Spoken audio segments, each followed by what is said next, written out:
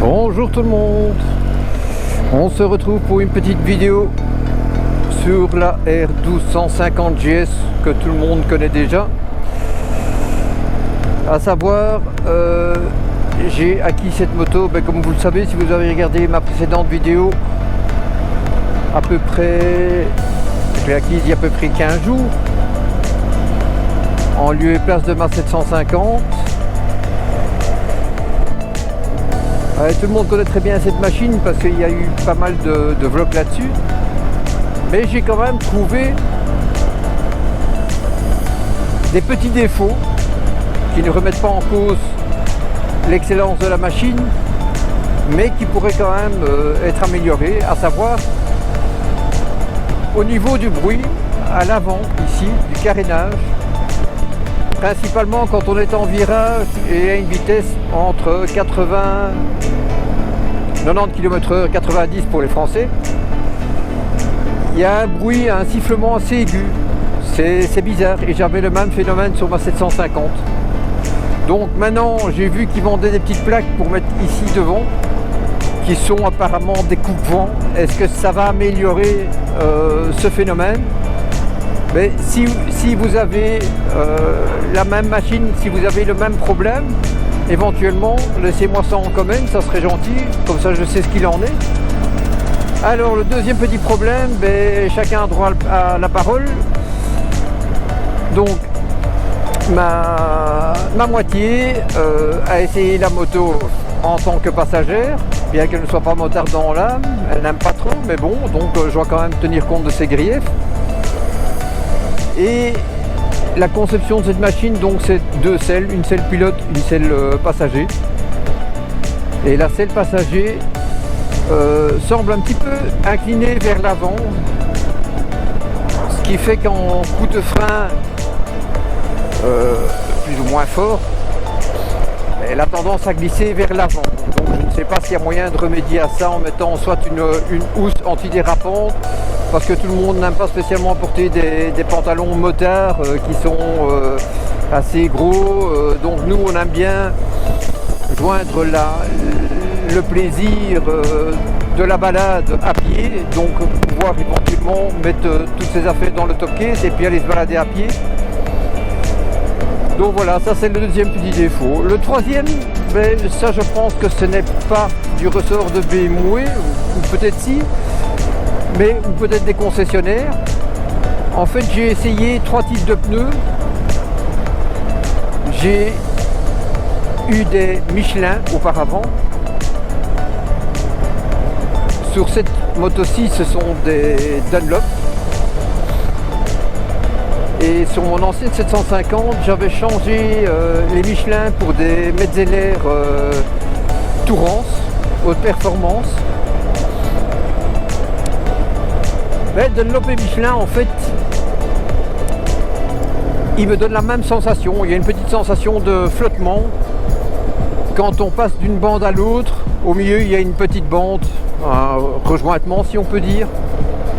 Et il y a une sensation de flottement. Que la moto va glisser ou se renverser, mais c'est quand même une sensation assez désagréable.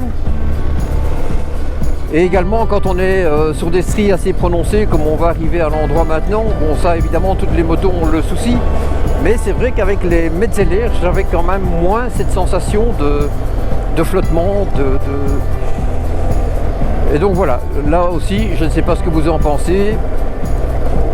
Et alors un autre petit défaut, mais ça je ne sais pas si c'est du casque, du téléphone ou de l'écran connecté. Donc tout ce qui est application, guidage, GPS, il y a des écureuils, pas mal d'écureuils sur la route aujourd'hui. Tout ce qui est guidage, son, médias, etc., ça fonctionne, ou intercom entre les deux casques, ça fonctionne parfaitement bien, le son est très audible. Par contre, dès que j'ai un appel téléphonique ou un appel WhatsApp, je n'entends absolument plus rien, ou je dois m'arrêter pour essayer d'entendre ce qui se dit, et volume pourtant à fond. Donc je ne sais pas si c'est iPhone qui bride volontairement le téléphone en mode conduite, ou si ça provient de la connexion entre l'écran TFT, l'iPhone.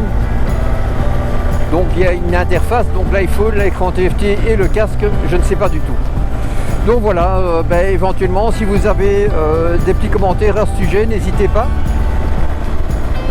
Donc pour rappel, moi j'ai une 1250 GS de 2022, janvier 2022. Je l'ai acheté entre guillemets d'occasion, enfin une occasion assez chère.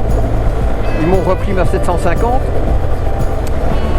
Mais j'ai vraiment l'immense chance d'avoir une moto avec toutes les options possibles, inimaginables qu'on peut avoir sur une moto. Je ne sais pas ce qu'on pourrait vouloir de plus.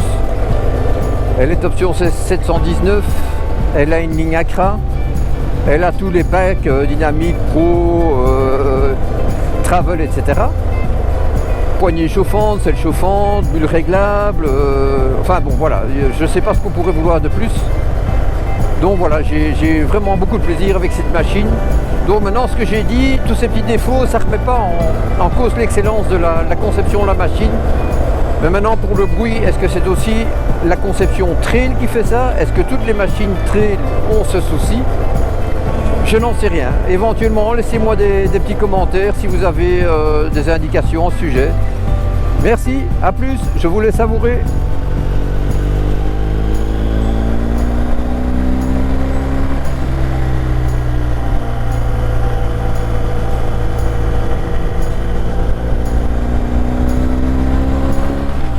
Encore une petite chose, j'ai testé, enfin je teste pour le moment, il y a 7 modes de conduite sur cette moto, donc Enduro, Enduro Pro, Dynamic, Dynamic Pro, Rain, Road et le mode Eco. Donc maintenant j'essaye le mode Eco. Je dois avouer que c'est très agréable, c'est très feutré dans la conduite, tout. Au niveau des passages de vitesse, l'accélérateur, sans pour autant quand même compromettre la puissance quand il faut. Bon, c'est sûr que ça, c'est moins que le Dynamic ou le Dynamic Pro ou les autres modes de conduite. Mais franchement, pour moi qui aime la conduite balade, pépère, c'est largement suffisant. La machine est incroyable de stabilité. J'ai essayé hier le mode Dynamic Pro, je pense pas que je l'utiliserai souvent parce que à la rigueur ça fait presque peur. Il y a une réponse sur l'accélérateur qui se fait, mais quand on passe, donc j'ai fait vraiment le passage du mode Eco au mode Dynamic Pro, c'est waouh, c'est ouais, je sais pas comment expliquer, mais à la limite ça fait peur. Donc je pense pas que ce soit un mode que je vais utiliser souvent. Ouais, j'ai passé l'âge aussi des enfantillages. Bon, je sais que tout le monde, aussi bien nos parents, nos grands-parents, quand voilà, on avait l'occasion de faire un petit peu de vitesse, on prenait du plaisir, mais c'est sûr que, je vais dire, à mon époque, entre guillemets, la circulation était moins dense. Il y avait beaucoup moins de véhicules sur les routes.